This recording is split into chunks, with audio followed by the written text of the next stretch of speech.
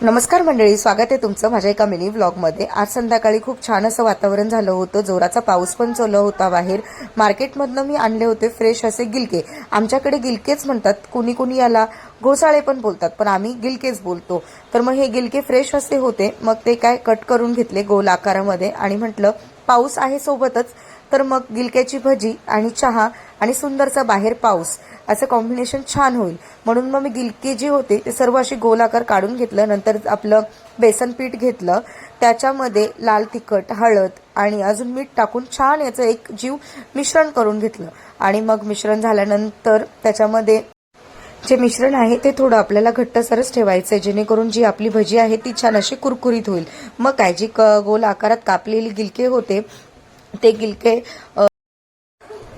सर्व गिलके मस्त बेसन पिठामध्ये भिजवून घेतले आणि गरम अशा तेलामध्ये मी फ्राय करण्यासाठी सोडले।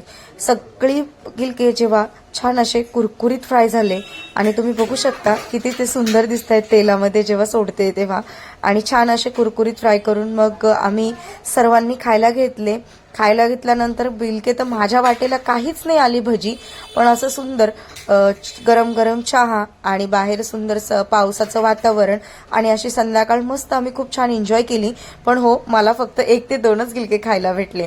तर मंडळी, तुम्हाला गिलक्याची भजी कशी वाटली मला हे कमेंट सेक्शनमध्ये नक्की सांगा, आणि व्हिडिओ आवडला असेल तर व्हिडिओला लाईक करा, शेअर करा आणि सबस्क्राईब करायला अजिबातच विसरू नका। बाय।